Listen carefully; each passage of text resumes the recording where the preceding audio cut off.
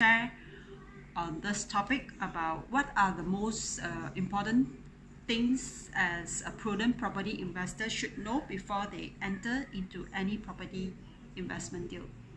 Very easy. Firstly, before you enter into any buying agreement to invest into any property, always identify what is the potential gain you can get from this purchase. And at the same time, also estimate what is the timeline you need before you can realize this gain. Is it in a matter of months upon buying, or is it within a year, or is it going to be more than that?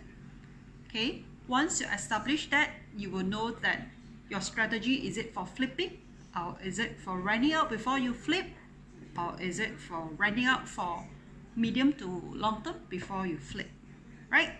So with this step being taken care of, it will help you to move to your second step, which is the stabilization step. If it's meant for flipping, definitely you have to touch up your the property that you bought in order to make it looking good, so that you are able to realize the full potential of the property, right? But if it's meant for renting out before you can flip, then of course you have to decide whether is the market demand more for fully furnished renting, or is it more for partial furnished, or is it more for unfurnished unit.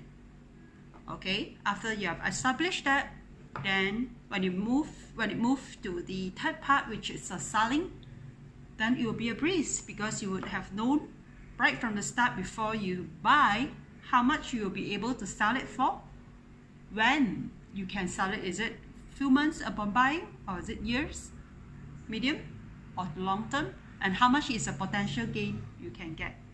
Then definitely before you sell, always bear in mind what are the charges that you're going to have to incur according to the timeline that you have sold. Okay, bear in mind, very important thing that I would like to highlight. If you're buying properties in Penang State, okay, if you want to sell it off within 3 years from your SPA date, with effect from the 1st February 2014, you would have to pay 2% on your SPA selling price to the Penang State government, regardless of whether you make a profit or not.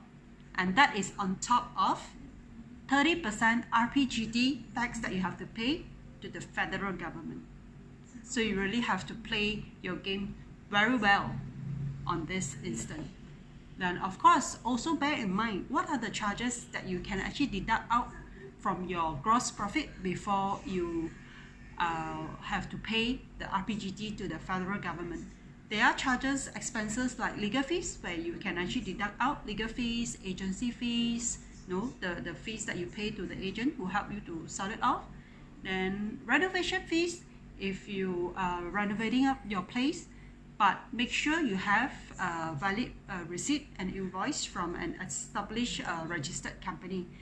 Imagine if you just outsource your renovation work to a freelance contractor without giving you a proper invoice and receipt, then I'm sorry, you are not able to deduct out that as one of your expenses before you are being charged on your RPGT. So also pay attention to the loan that you get from the bank. Okay, if you know that you're going to flip this property in short term, always take a loan from a bank where there is no lock-in charges. Okay, if you already take loan from a bank where there is a lock-in penalty of like first 3 years, then make sure you only sell it off after 3 years.